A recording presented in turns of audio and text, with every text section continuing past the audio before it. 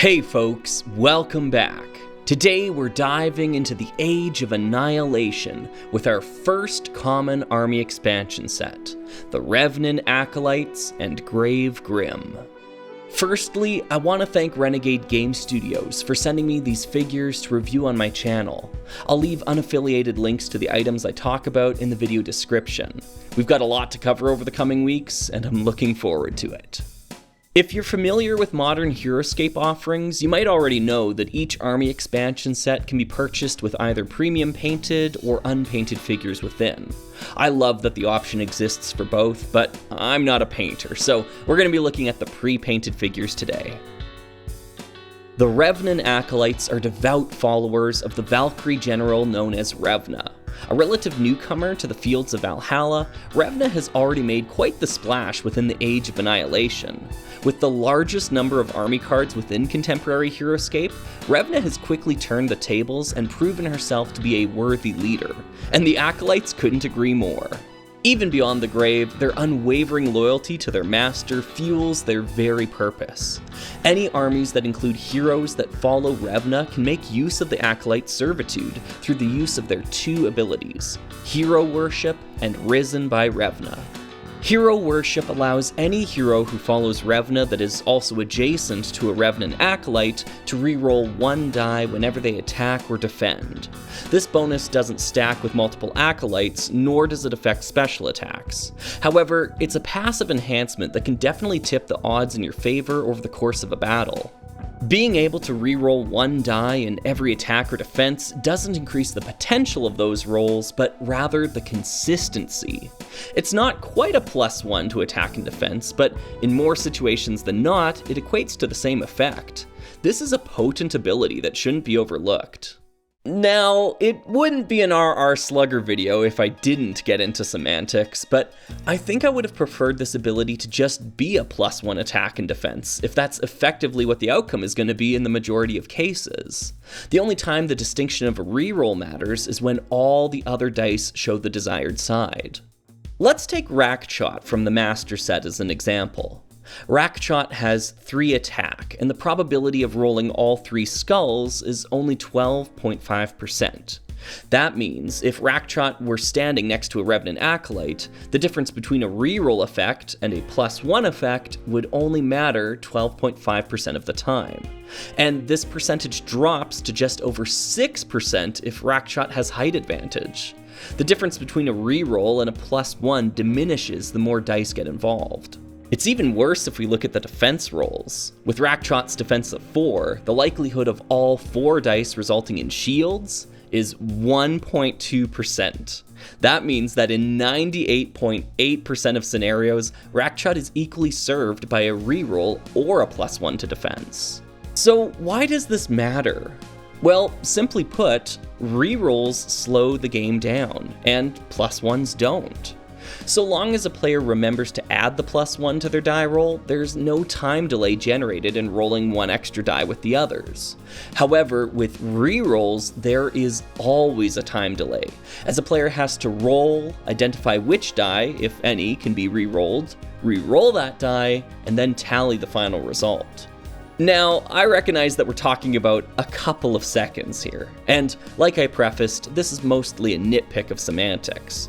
But with the rate and frequency that the Acolytes cause this to happen, those seconds add up.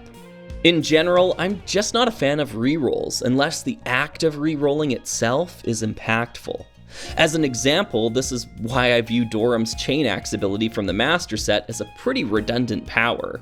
If giving him 5 attack and removing this ability wouldn't have changed the outcome in 94% of scenarios, then they should have given him 5 attack and removed this ability. As an example of rerolls done well, we can look at another figure from the Master Set, Leviatak. Not only does her brutality aura allow you to re-roll all dice that didn't show skulls, greatly increasing the range of potential results, it also specifies that it can only be used once per turn. This means that there's now some weight behind deciding when to use the power and when not to. If a re-roll is just going to be an automatic decision every time, then I don't think it should be a re-roll. Still, it's not like I can change the card text now. So in the case of the Acolytes, here's what I do. With my opponent's consent, I just treat the ability as a +1 and roll that reroll die along with the others. In the unlikely scenario where all my dice show the desired face, I drop one from the results. I find this to be more expedient and easier to manage than the alternative. And hey, if you want to make it more thematic, or if you're having trouble remembering to drop a die from your results, use one of the Revna dice for that +1. I'm not a huge fan of this dice set for general play, as I find it slows me down a little too much. However, I think this is a fun use for it. Risen by Revna allows a single slain Revnan Acolyte to respawn next to any hero you control who follows Revna at the start of each round. This gives the army card tremendous longevity over the course of a game. If you have powerful Revnan heroes that can go the distance, the Acolytes will follow. As combatants, the Revnan Acolytes are fairly feeble. With only 2 attack and defense, you're not going to be relying on them to carry the day. Nonetheless, their ability to reposition themselves through revival each round can keep them in the thick of things, rather than wasting away in your start zone. In the late stages of the game, there may come a time where you're forced to throw the Acolytes into battle. Though a desperate act, their proximity to the action will help them make the most of the opportunity. In my opinion, the defining characteristic of this common squad is that they're designed in such a way where even one copy in your army can still be quite useful. In fact, there's an argument to be made that having more than one squad can lead to diminishing returns. I think there's some truth to this, but I also don't see it as a negative trait. Classic HeroScape is sometimes defined by its common squad spam, so it's refreshing to see a design that bucks this trend while still leaving the door open for bigger armies should you desire. One figure that could help shepherd this force is the Grave Grim, the second army card included in this expansion. The Grave Grim is a common hero who follows Revna, and like all previous common heroes, this means that you can draft multiples within your army. Unlike all previous common heroes, the Grave Grim has 2 life, meaning that it can suffer a wound before being felled. Because common heroes are all activated from 1 card, historically this has meant that they could only be designed with 1 life, same as squad figures. Only unique or uncommon heroes could have higher life scores. However, with the advent of multi-life squad figures in Age of Annihilation, this has opened the door to the reality of having to place wound markers on the battlefield to keep track of which figure is wounded. To be fair to the Avalon Hill team that initially implemented this idea, they were trying to workshop a solution that involved attaching special wound markers to the bottom of the figure bases. In my opinion, though, this would have been a worse solution than no solution at all. Not only would you have to carry around special wound markers for your multi-life squads, but you also wouldn't be able to see which figures were already wounded at a glance. To make matters worse, lifting up your figure to add the wound marker actually conflicts with when you're allowed to reposition your figures during the game.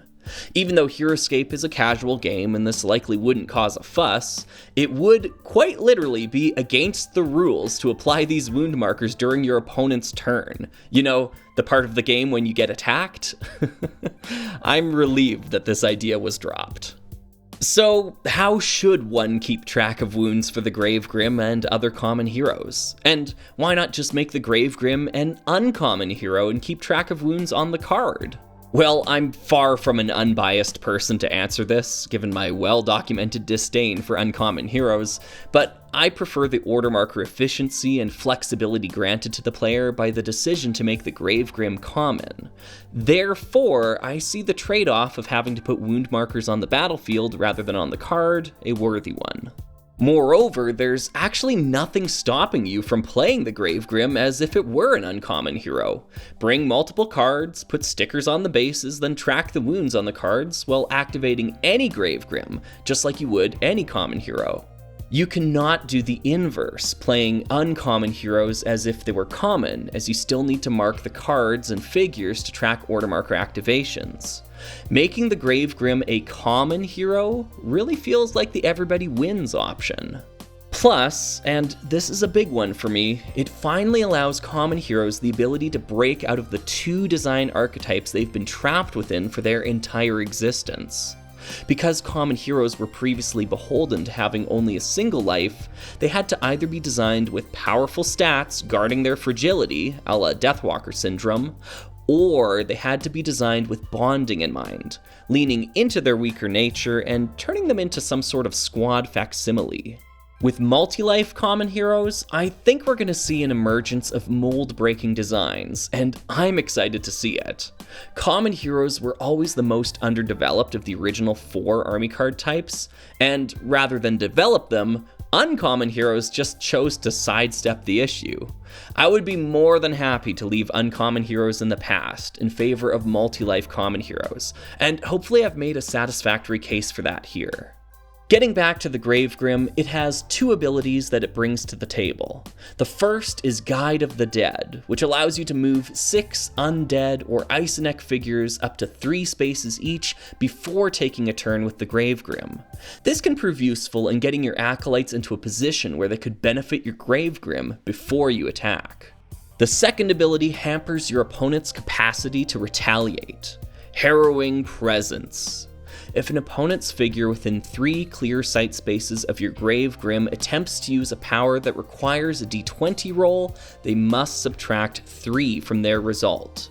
The range of this aura is quite small, but this can make some of your opponent's unreliable skills even more unreliable, and turn the most dangerous ones into an impossibility. Though Guide of the Dead is a bit more tangible in the average game, I think Harrowing Presence is far and away the more interesting one to me. While I wish it had a bit more reach to increase the threat potential, I guess that just means I need to go stock up on more Gravegrims in my army. I hope Renegade decides to give this power to more figures in the future. There's a lot of potential with this one. So these are the figures included in the Revnan Acolytes and Gravegrim Common Army expansion set. What do you think of them? And are there any builds you'd like to try that include them? Let me know. I've been your host, RR Slugger, and until next time, happy scaping.